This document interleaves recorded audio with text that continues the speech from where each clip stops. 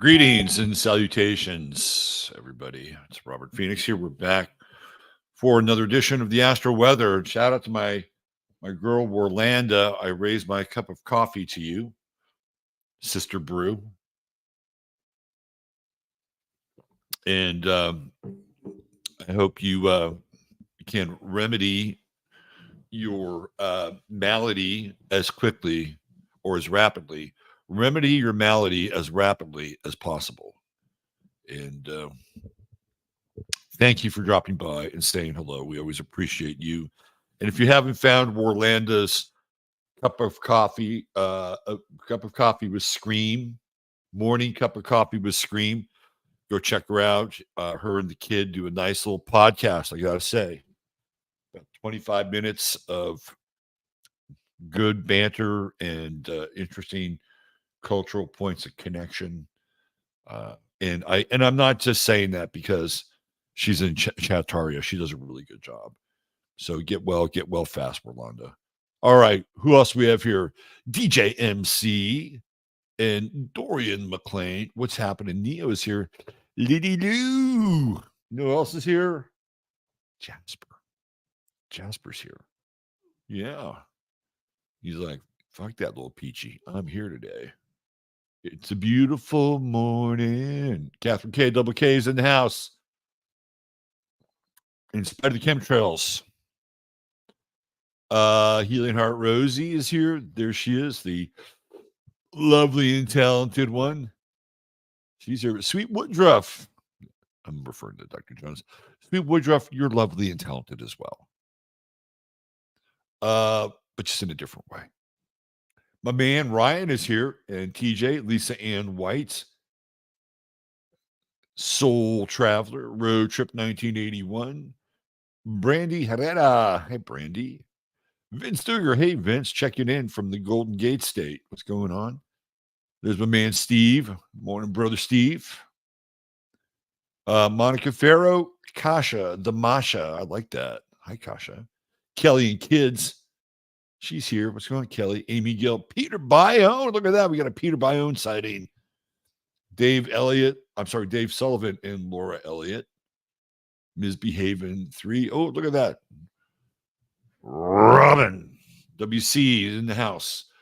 Hey, Harriet. Esperanza, Celeste Love, Zora Dax, Aaron. We got an all-star cast today in Chattaria. An absolute all-star crew. All right. Well, are we disseminating the crises that happened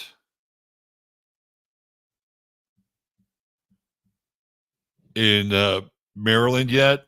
We're going to get into that today over on 15 minutes. Of course, the link is there in chat. Hopefully, either Tom or Ryan or Steve will put it in there. It's also in the show notes. So if you want to join us and continue the conversation, there's a link for you to do it. Wow. A lot to unpack there. A lot to unpack. Let's see what else is happening. Jasper, what else is happening in your world? Jasper, you're just taking it easy. It feels like we're really coming up on the eclipse hard, doesn't it? We're coming up on it hard. Let's go in here. I think we'll get into RFK2's pick for VP also on the show. Not today. 15 minutes. She's a Virgo, by the way. And it makes sense because her wheelhouse is in health, isn't it? That's her wheelhouse, health. A lot of her main. She's an intelligent woman. I will give her that. She's an intelligent woman, and it'll be interesting. She's a bit of a disruptor, I think. But it's kind of hard still to take him seriously. I mean, this is a guy, by the way, who has Reverend Shmuley as one of his fucking spiritual advisors. Please, RFK.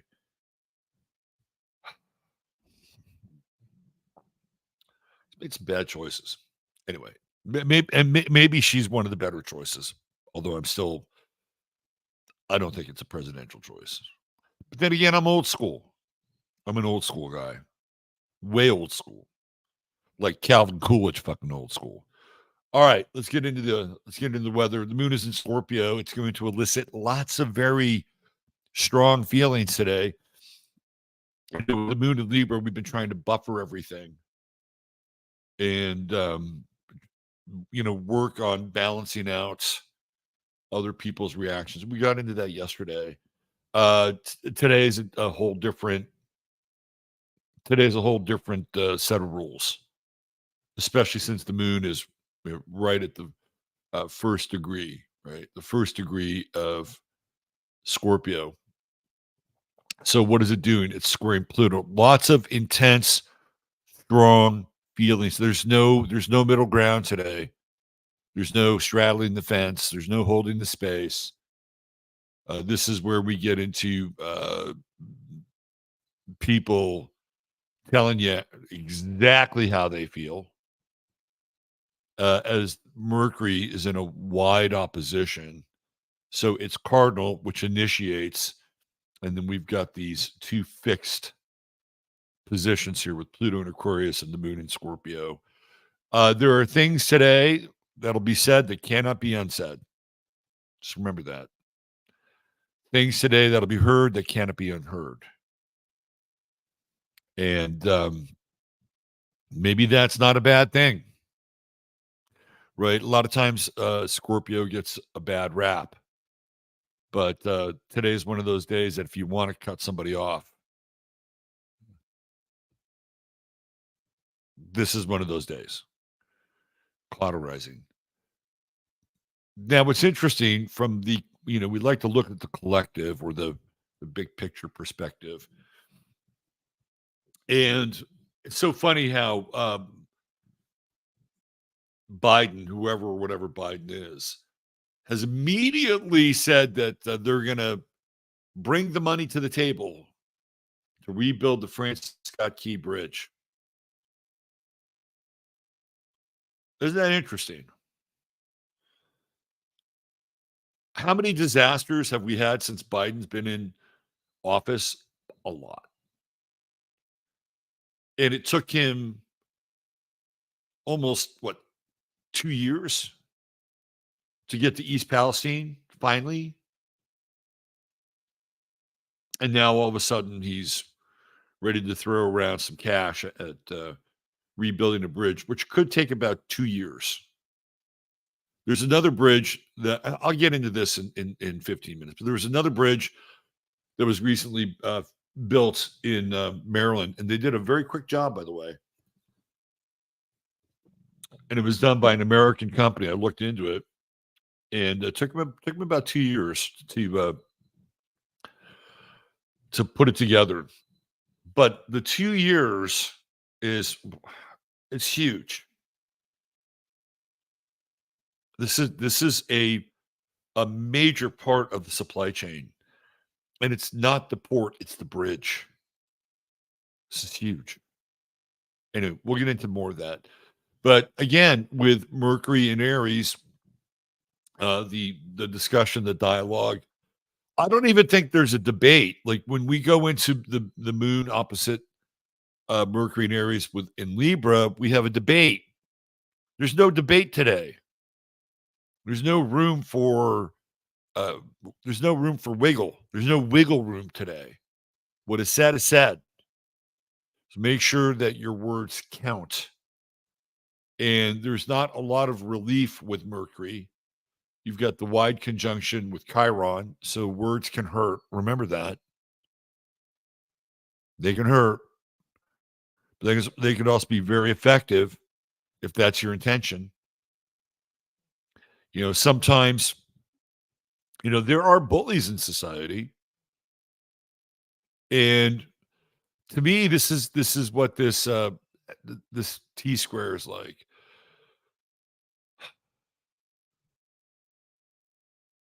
It's probably talking gets me on a list. But people are tired of being pushed around. They're tired of being pushed around. They're tired of uh, having basically bullshit political platitudes tossed in their direction. Tired of it. Tired of years of other people receiving benefits or moving to the front of the line. I mean, how many times have you been in a line and watched somebody consciously cut in the line and just kind of move up to the front? It hasn't happened to me often, but I've seen it. That's what's going on now. It's like you're waiting in line for your turn and your time, and then all of a sudden you've got a bunch of people jump in the queue. And that's just the most minor um, sort of representation or uh, example of that. So there's a lot of that energy in the air today. People are tired of being pushed around. And of course, the anti-extremist groups love it. They love that kind of rhetoric because what does it do? It basically validates their worldview that the United States is being filled with extremists.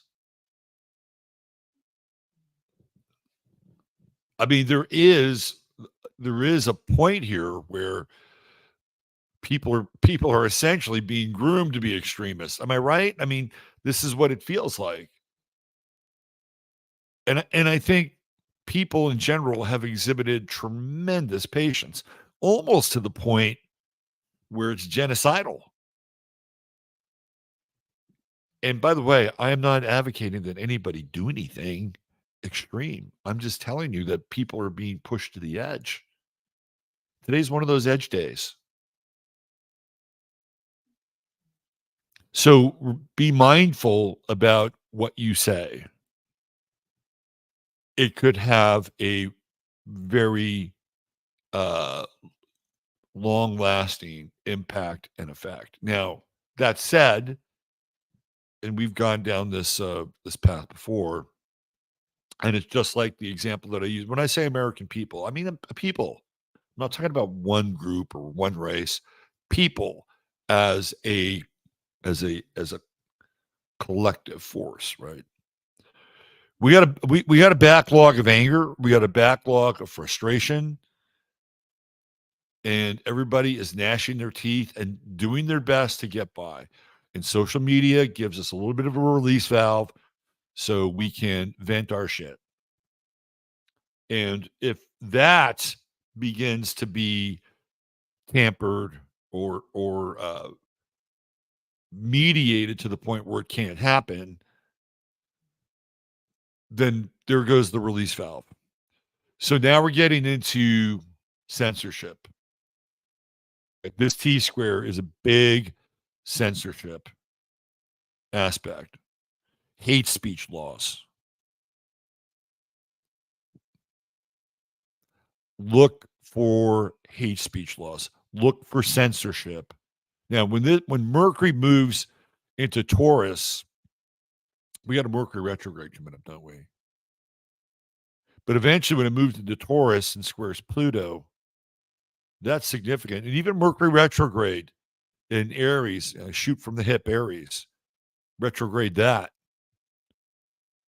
What does that look like? It looks like a a a a, uh, a full stop and put your speech in reverse.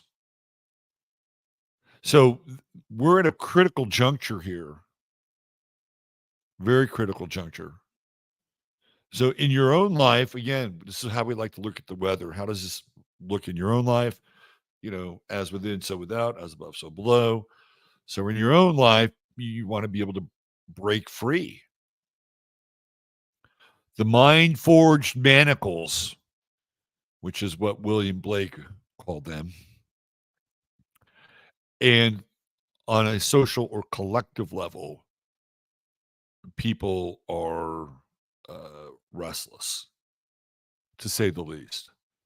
And the custodians of speech are more than happy to take anything, anything that resembles something that's hateful or racist or fascist or sexist or homophobic or transphobic or anti-Semitic and use it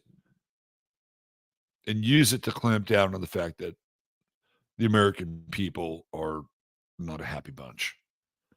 So today is a very powerful day in that regard. Doesn't define the overall tenor of the day, however, but it is a big aspect. We also have some sextiles to Pluto, right? So the sun is still in that wide sextile, which is good. You know, there were a lot of comments in chat about, what a beautiful day it is. And take some power from the sun today. Right? The sun is regenerative. Apparently UV is very good for you. Triggers some production of melanin, which we all have, some to a greater degree than others, but it's there. So today is a sun power day. We've been in a sun power day for the last 6 days. So get out there and get some of it. It's regenerative. It's good for you.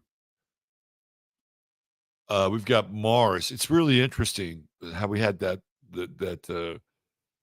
event yesterday with Mars and Pisces. And we looked at the chart for, I actually did it on Twitter, the chart for Baltimore. But when Baltimore's chart has the moon in Libra 1 degree off of where the lunar eclipse was. How about that? Also, Baltimore's moon wide conjunction with Pluto, and Baltimore is going through their Saturn return. A lot going on with the chart of Baltimore. So that transiting Mars, is literally creeping up on Baltimore Saturn.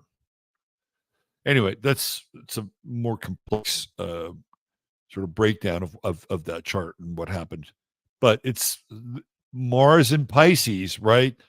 Pisces rules the oceans. And Mars is violence, activity. So we talked about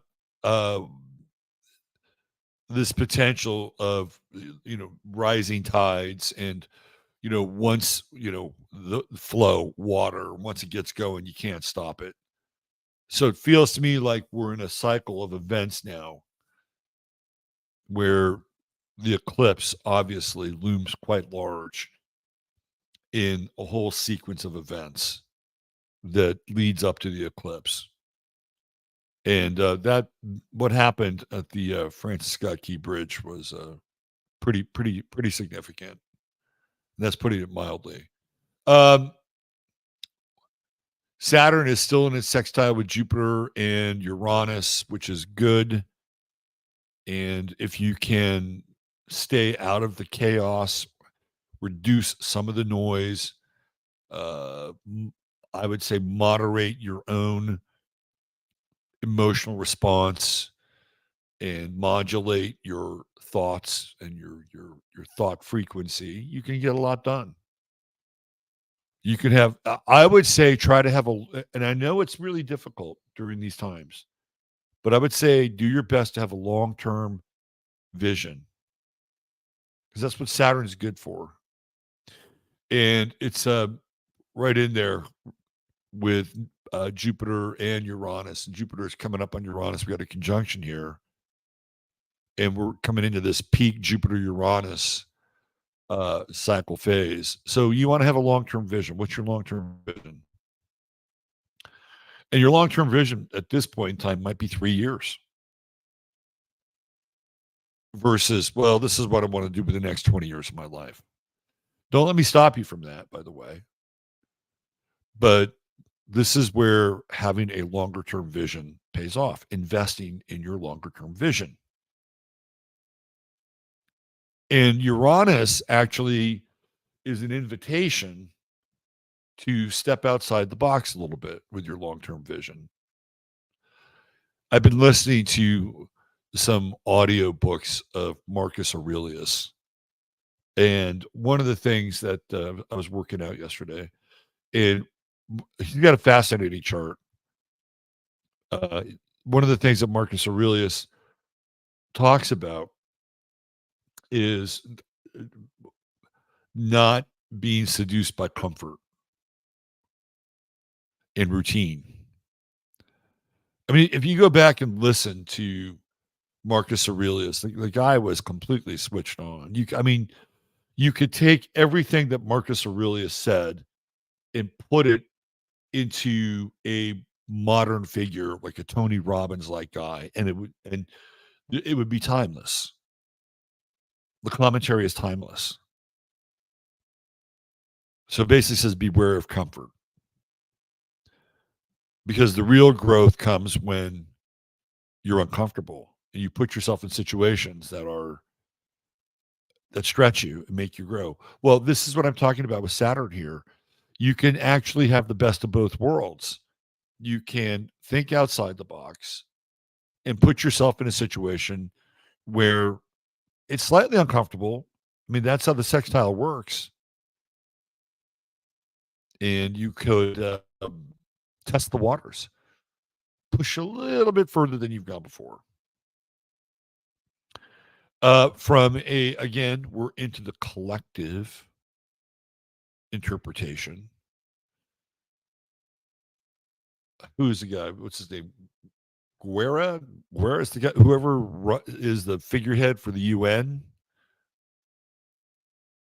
Now he's talking about global reparations for slavery. And that, to me, again, this is kind of the sextile extreme. We talked about this before. Extreme with this T square, but it kind of leans into this, Saturn and Pisces. People were persecuted. Why don't we just open up the bank there? I know it's a here's my piece around that.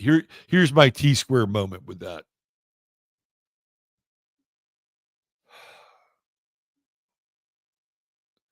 There isn't one specific group that has the patent on slavery. I'm sorry, it's just the way it is.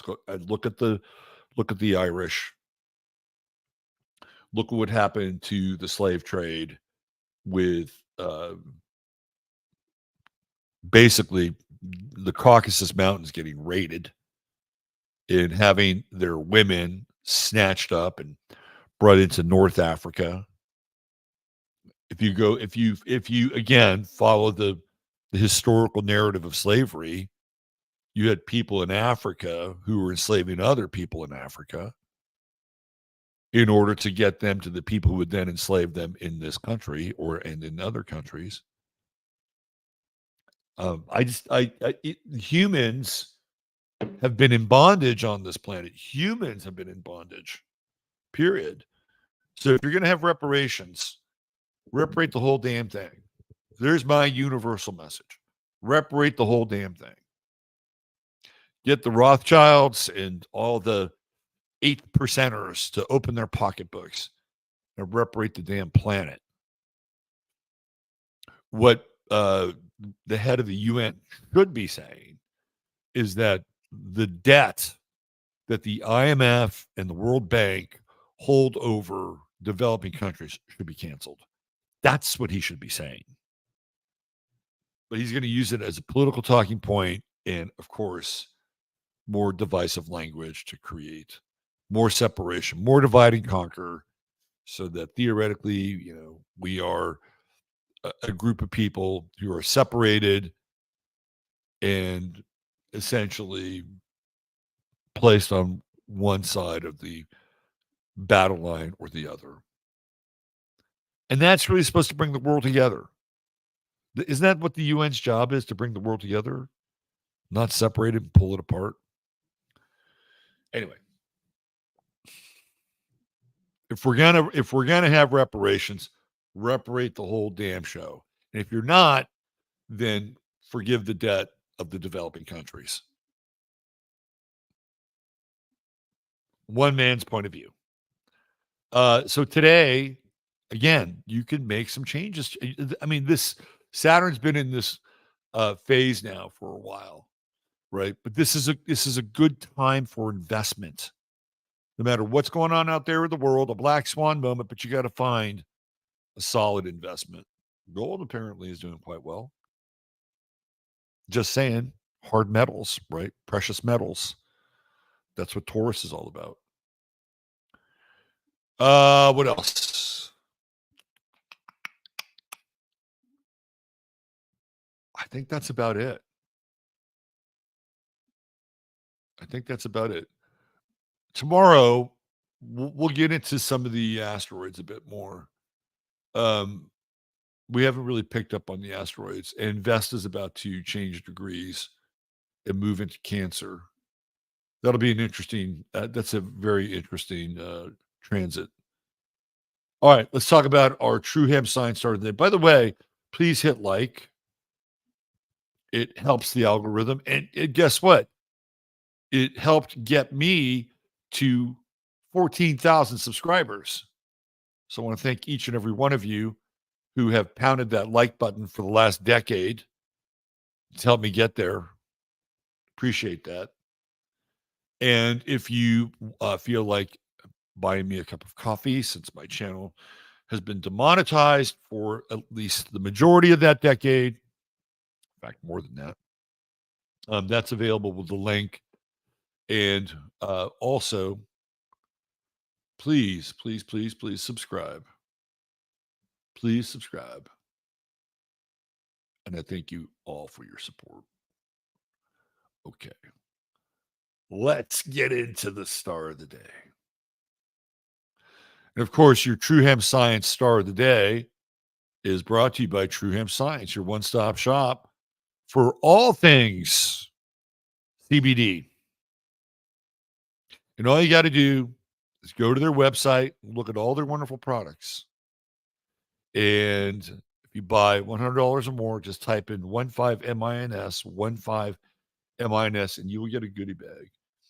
I actually had a little plastic baggie that I think is included in the goodie bag, and in there was a gummy, a moon dust gummy. That alone, I am telling you, that alone is almost worth the goodie bag, but you'll get more than that. $150 more, get you free shipping, and there's always a 30-day money-back guarantee. And if you want to find out more about which CBD product is the best for you, you can go to truehempscience.com, make an appointment with Chris, and he'll walk you through it all. All right, here's our star of the day. Our star of the day is Xuxa. Now, Xuxa only wishes she looked like that. Poor Xuxa. Xuxa is, I think she's, what is she, 63? She's 61 years old. Boy, she looks rough. She looks rough. I mean, it must be difficult for her to go back and look at a lot of these videos. Okay, so you're asking yourself, well, who the hell is Xuxa? Xuxa was a phenomenon in Brazil. She had a kids show. Well, she had more than that. But her claim to fame was her claim to fame was that she was involved with one of the most she was involved in with two of the most powerful and popular men in Brazilian history. The first one was Pele. Pele started dating Xuxa when she was quite young, I believe 14. They had a very long relationship. Brazil is different. What can I say? Xuxa was also, and again, do with what you like. She was also involved in quote unquote erotica and porn from an age that now we look at it and go, "E," and probably should go "E" anyway, right? But again, it's Brazil, right? And it's Brazil in like the 70s, and you know, having Pele as your boyfriend opens lots of doors for you. And then, of course, later on, she winds up dating Ayrton Senna. What's interesting about Xuxa and Senna is how close they are in terms of their sun signs. Senna born 323 and Xuxa 327. So they were two peas in an Aries pod. She's a Leo rising. Of course, she's a Leo rising. And there's something surreal and fascinating about the kid show. Like, you just watch it. It's almost like an acid trip in some ways. And there's a lot of like kind of new world ordery shit going on with her show too. Like, there's definitely some very deep programming in Shusha world. But you can see she's a Leo rising. She has Mars and Leo. And what does she deal with? She deals with kids. And then who does she date? She dates athletes, powerful people, powerful men. So I looked at Pele's chart, and Pluto is right on her ascendant in Mars. So uh, they definitely had something going on in terms of their connection. Also, his Jupiter, if I'm not mistaken, conjunct. I was looking at it last night. There are all these interesting connections with her. The one that I think was fascinating was I think his South Node. Like they had done it before. I mean, literally like some other time. And you could see in the seventh house that her relationships with Venus and Aquarius are going to be unusual, right? And she would be with older men. And of course, that's exactly what happened with Pele, right? An older man. And, she also plays this kind of maternal figure, right? And the moon is at the highest position in her chart in Aries. So she like the mother for, they're not orphaned kids, but they kind of feel that way in some ways, right? Like Shusha is their magical mom, the mom that lets them do anything and dance around and, sing silly songs. And, it's a party. It was a party on the Shusha show. But she's got, the moon is very, very prominent. And again, the moon in Aries. And, what is that connected to in terms of her emotions? It's connected to men, right? And men who are powerful and again, athletic. And Senna, race car driver, athletic. And I think she eventually got married to like a really wealthy banker. And I think she has a kid with this banker.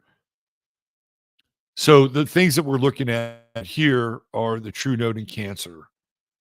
And and for somebody who is so public, right? There's also a part of her that is actually quite private. But it's hard to be private when you have the moon in the ninth house and it's at the highest point in the chart, and you have a Leo rising and Mars and Leo in your ascendant. It's very hard to be private at that point. Um, I would say that based on what I've seen and with the chart, that there's clearly some manipulation going on in her, right? Neptune here conjunct the IC. For me, that's like a family life where there's very little boundaries. So having, the ability, not the ability, but the permission to do porn when you're like a teenager I mean, to me, that's very Neptune fourth house, and then you've got the Saturn square with Neptune, and then the Mars square with Neptune, which is addictive, right? The Mars Neptune square is addictive. So what is she addicted to? Power. Really? I mean, that's the addiction is power. Sex, allure, uh, passion, right? And I guess she did okay. From I don't know a lot about her early life. I just know some of the more sordid details about how she rose to celebrity in Brazil, one of the biggest stars in Brazil. But when you look at her now, you could tell that it's taken a toll, right? Like that Neptune square to Mars has taken a toll on her. She looks, dried out and hard. It's and she was always this kind of symbol of youthful ebullience, and Brazil as this you know bright and brimming example of multiculturalism, because you get that. I mean, Brazil is very multicultural, and she becomes sort of this cheerleader for diversity, and Brazil is going to lead the way. And there's even a song. I was watching some of her music last night. She does a song about America and One America, which is a very, and it's interesting because at least the American flag is out in front, but it's her with a bunch of the kids singing. And the idea is that, we're all one America. And the sentiment is nice, but it also has, very deep sort of globalist ties to it. So literally, Xuxa is, uh, how would I say this? I don't want to use the word figurehead, but Xuxa is a channel for programming. That's what she was. She was a channel for programming. And it doesn't mean that she didn't have talent, because she could sing. I mean, she has some talent. Don't get me wrong. Uh, and at the end of the day, like, she was, I wouldn't say used. I'm sure she got a lot out of her relation with Pele. I mean, it helped her, open doors for her in Brazil that would never have been opened had she not dated the guy for a long time, by the way. Pele wasn't a drive-by. And she has a lot of vitality. She's got Jupiter and Mercury and the sun all trining Mars. I mean, so this is a woman who has a lot of life force and a lot of secrets too. Sun and Mercury and Jupiter in the eighth house. And then what do we have here? The in conjunct with, is it Pluto? Uranus.